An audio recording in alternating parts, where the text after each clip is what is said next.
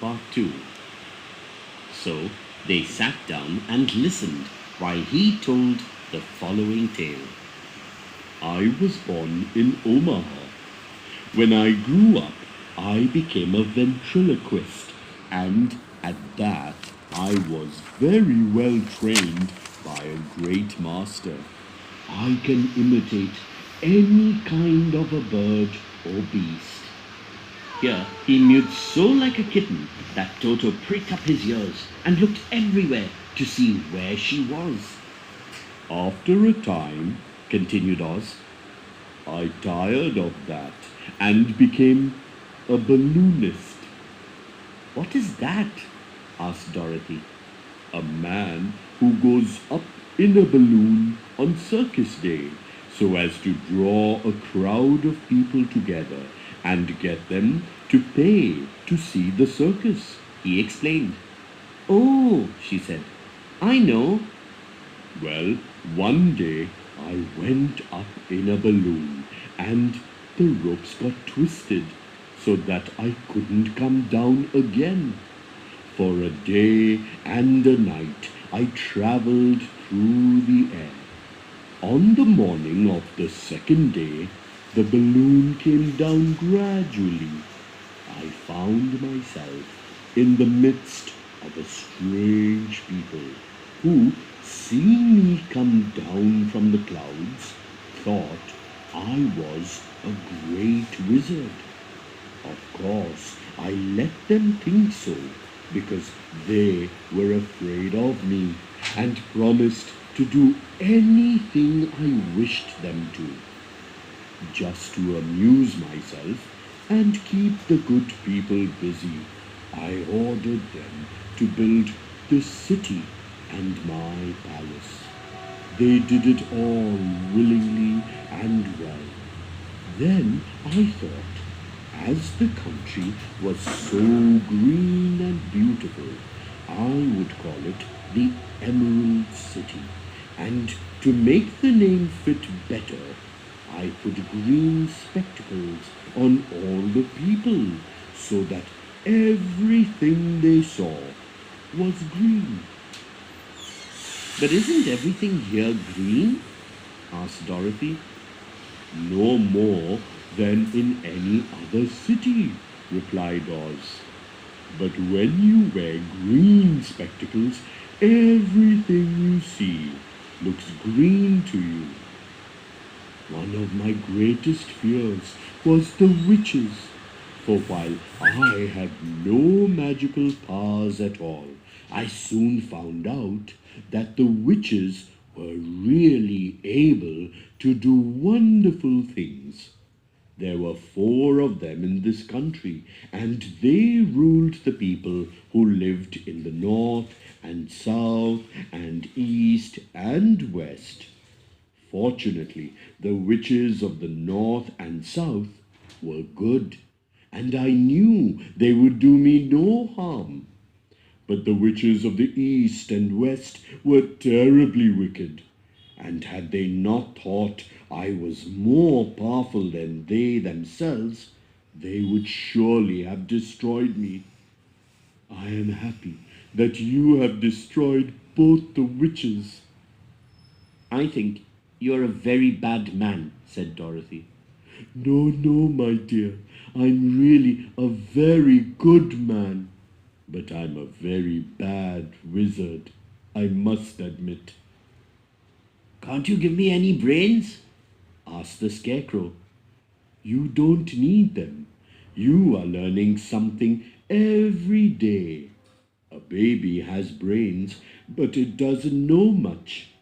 Experience is the only thing that brings knowledge, and the longer you are on Earth, the more experience you are sure to get. That might be all true, said the Scarecrow, but I shall be very unhappy unless you give me brains. The false wizard looked at him carefully.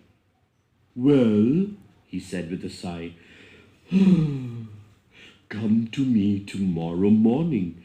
I will stuff your head with brains. I cannot tell you how to use them. However, you must find that out for yourself. Oh, thank you, cried the Scarecrow. I'll find a way to use them, never fear. But how about my courage? Asked the Lion anxiously. You have plenty of courage, I'm sure, answered Oz. All you need is confidence in yourself. There is no living thing that is not afraid when it faces danger. True courage is in facing danger when you are afraid, and that kind of courage you have in plenty. Perhaps I have, but I'm scared just the same, said the Lion. I shall really be very unhappy unless you give me the sort of courage that makes one forget he is afraid. Very well, I will give you that sort of courage tomorrow, replied Oz. How about my heart? Asked the Tin Woodman. Why, as for that, answered Oz, I think you are wrong to want a heart. It makes most people unhappy. If you only knew it, you are in luck not to have a heart. That must be a matter of opinion, said the Tin Woodman. For my part, I will bear all the unhappiness without a murmur if you will give me a heart. Very well, answered Oz meekly. Come to me tomorrow, and you shall have a heart. I have played wizard for so many years that I might as well continue the part a little longer. Now, said Dorothy, how am I to get back to Kansas? We shall have to think about that, replied the little man. There is only one thing I ask in return for my help, such as it is. You must keep my secret and tell no one I am a humbug.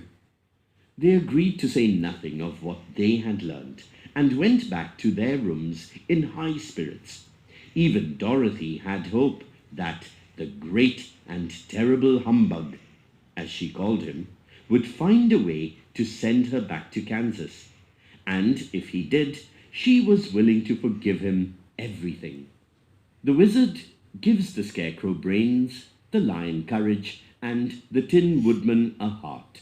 As for Dorothy, he plans to take her to Kansas in a balloon. Dorothy finds Toto chasing a kitten and gets down to catch him. Before she can come back, the ropes break and the wizard floats away alone. Her three friends try to help her reach Kansas. She, however, uses her silver shoes to return home. The Tin Woodman stays in the Wicked Witch's land as their king. The Scarecrow stays in the Emerald City as the ruler, and the Lion goes back to the forest as the king of the forest. At home, Dorothy finds that her silver shoes are lost in flight, never to be found again.